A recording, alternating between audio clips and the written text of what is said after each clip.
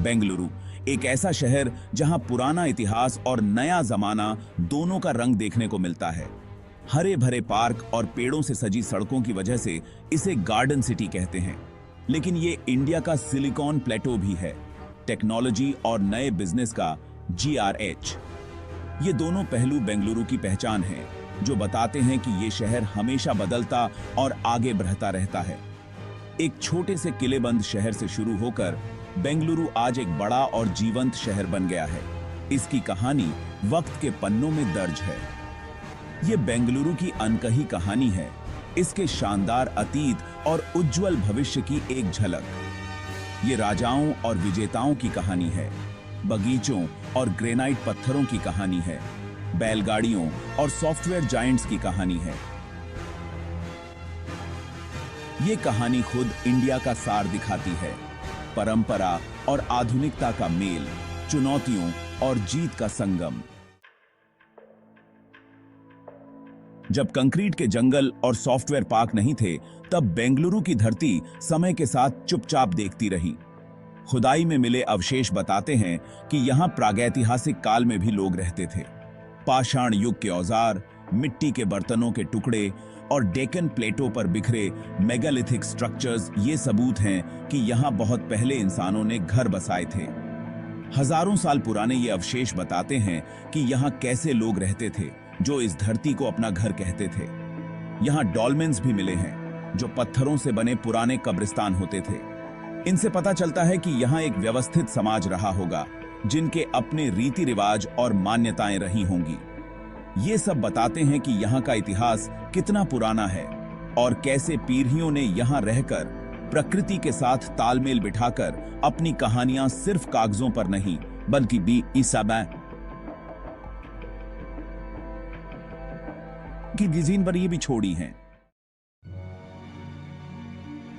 सदियों तक आज के बेंगलुरु के आसपास के इलाके में कई शक्तिशाली साम्राज्य और राजवंश उभरे और ढहते गए। यह क्षेत्र हमेशा से ही एक महत्वपूर्ण केंद्र रहा है, जहां विभिन्न शासकों ने अपनी शक्ति और प्रभाव का विस्तार किया। उपजाऊ जमीन और महत्वपूर्ण लोकेशन ने महत्वाकांक्षी शासकों को अपनी ओर खींचा, जिससे यह क्षेत्र हमेशा संघर्ष और विजय का केंद्र बना रहा। यहाँ की उपजाऊ भूमि ने कृषि को बढ़ावा दिया, जिससे आर्थिक समृद्धि आई। हरेक ने इस क्षेत्र के इतिहास और संस्कृति पर अपनी छाप छोड़ी।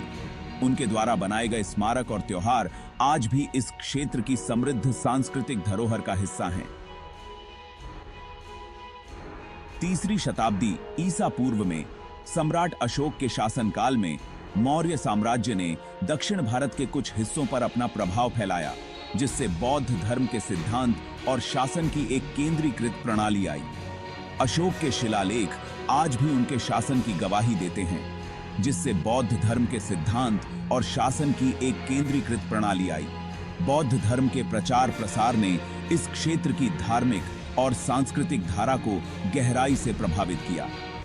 बाद की शताब्दियों में कदंब, गंग और चालुक्य जैसे शक्तिशाली राजवंशों का उदय हुआ, जिन्होंने इस क्षेत्र की राजनीतिक और सांस्कृतिक संरचना को नया रूप दिया। इन राजवंशों ने अपने शासनकाल में कई महत्वपूर्ण निर्माण कार्य किए, जिनमें से हर एक ने इस क्षेत्र की समृद्ध स्थापत्य और कलात्मक विरासत में योगदान दिया। उनके द्वारा बनाए गए मंदिर और अन्य संरचनाएं आज भी वास्तुकला के अद्वितीय उदाहरण हैं। मंदिर, किले और पत्थरों पर उकेरे गए शिलालेख उनके शासनकाल के प्रमाण हैं, जो उस समय के वास्तु कौशल और कलात्मक संवेदनशीलता को प्रदर्शित करते हैं। इन शिलालेखों में उस समय की सामाजिक, धार्मिक और राजनीतिक घटनाओं का विवरण मिलता है, जो उस समय के वास्तु कौशल और कलात्मक संवेदनशीलता को प्रदर्शित करते हैं। इन संरचनाओं में की गई नक्काशी और डिजाइन आज भी वास्तुकला के छात्रों और इतिहासकारों के लिए अध्ययन का विषय है। उनके शासन में यह क्षेत्र समृद्ध हुआ, व्यापार और वाणिज्य का केंद्र बन गया, जिससे यहाँ की आर्थिक स्थिति मजबूत हुई।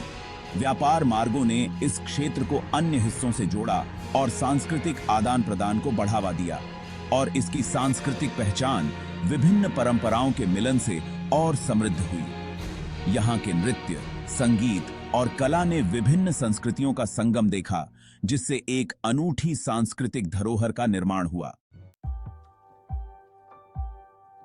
आधुनिक बेंगलुरु की कहानी 16वीं शताब्दी में शुरू होती है, एक दूरदर्शी सरदार केम्पे गौवदा आनी के साथ। केम्पे गौवदा आई, जिन्हें बेंगलुरु का संस्थापक माना जाता है, ने अपने समय से बहुत आगे की सोच रखी। येलाहनका नादा प्रभु वंश के केम्पे गौवदा ने एक समृद्ध शहर का सपना देखा जो व्यापार और वाणिज्य का केंद्र बने। उन्होंने एक ऐसे शहर की कल्पना की जो न केवल आर्थिक रूप से समृद्ध हो, बल्कि सांस्कृतिक और सामाजिक रूप से भी प्रगति करे। 1537 में उन्होंने बेंगलुरु की नींव रखी और इस नींव के साथ ही एक नए युग की शुरुआत हुई। एक मिट्टी का किला बनवाया जो उस समय की सुरक्षा और संरक्षा की दृष्टि से महत्वपूर्ण था, और एक बाजार स्थापित किया जिससे एक महान शहर का जन्म हुआ। यह बाजार व्यापारियों और कारीगरों के लिए एक प्रमुख केंद्र बन गया। केम्पे गौवदा का विजन सिर्फ आर्थिक तरक्की तक ही सीमित नहीं था। उन्होंने शहर की संरचना और योजना पर भी विशेष ध्यान दिया। वो जानते थे कि शहर के लिए सुविधाएं और योजना कितनी जरूरी होती हैं। उन्होंने सड़कों, बाजारों और आवासीय क्षेत्रों की योजना बनाई। उन्होंने शहर की पानी की जरूरतों को पूरा करने के लिए तालाब और झीलें बनवाईं, जो उनकी दूरदर्शिता और विकास के प्रति टिकाऊ दृष्टिकोण को दर्शाता है। इन जलाशयों ने न केवल पानी की आपूर्ति की, बल्कि शहर की सुंदरता में भी इजाफा किया। केम्पे गौवदा की यह सोच आज भी बेंगलुरु के जल प्रबंधन में देखी जा सकती है। उनकी योजनाओं ने शहर को एक मजबूत बुनियादी ढांचा प्रदान किया। सामाजिक सद्भाव की जरूरत को समझते हुए उन्होंने विभिन्न समुदायों के कारीगरों और व्यापारियों को बेंगलुरु में बसने के लिए प्रोत्साहित किया। यह कदम शहर की समृद्धि और विविधता को बढ़ावा देने के लिए महत्वपूर्ण था। इससे समावेशिता की भावना पैदा हुई और शहर के बहुसांस्कृतिक चरित्र की नींव पड़ी। विभिन्न संस्कृतियों और परंपराओं का संगम बेंगलुरु को एक अनूठा शहर बनाता है। केम्पे गौवदा का यह दृष्टिकोण आज भी बेंगलुरु की आत्मा में जीवित है। उनकी दूरदर्शिता और समावेशी सोच ने बेंगलुरु को एक वैश्विक शहर बनने में मदद की और शहर के बहुसांस्कृतिक चरित्र की नींव पड़ी। आज बेंगलुरु एक ऐसा शहर है जो अपनी विविधता और समृद्ध सांस्कृतिक विरासत पर गर्व करता है। 18वीं शताब्दी में भारत में राजनीतिक उथल-पुथल का दौर देखा गया। मुगल साम्राज्य का पतन हुआ और क्षेत्रीय शक्तियों का उदय हुआ। इतिहास के इस मोड़ पर बेंगलुरु पर भी इसका असर पड़ा और यहां सत्ता के लिए संघर्ष हुआ। हैदर अली और उनके बेटे टीपू सुल्तान के शासनकाल में मैसूर के वोदेयार वंश ने शहर पर कब्जा कर लिया। 18वीं शताब्दी के अंत में हुए एंग्लो मैसूर युद्धों में ब्रिटिश ईस्ट इंडिया कंपनी इस क्षेत्र में प्रमुख शक्ति बनकर उभरी। 1799 में टीपू सुल्तान की हार और मृत्यु के बाद बेंगलुरु ब्रिटिश शासन के अधीन आ गया, जो शहर के इतिहास में एक महत्वपूर्ण मोड़ साबित हुआ। ब्रिटिश ईस्ट इंडिया कंपनी ने व्यापार और वाणिज्य पर ध्यान केंद्रित किया, जिससे बुनियादी ढांचे का विकास हुआ और नए उद्योग स्थापित हुए, जिससे बेंगलुरु औपनिवेशिक प्रशासन और आर्थिक गतिविधि का केंद्र बन गया। ब्रिटिश शासन के तहत बेंगलुरु में काफी बदलाव आया। यह शहर, जो कभी एक छोटे से किलेबंद क्षेत्र के रूप में जाना जाता था, धीरे धीरे एक विशाल और महत्वपूर्ण शहर में बदल गया। और ये एक छोटे से किलेबंद शहर से एक विशाल शहर में बदल गया। ब्रिटिश शासन के दौरान बेंगलुरु ने अपनी सीमाओं का विस्तार किया और एक प्रमुख शहरी केंद्र बन गया। ब्रिटिश लोग शहर की खुशनुमा जलवायु और महत्वपूर्ण लोकेशन की तरफ आकर्षित हुए।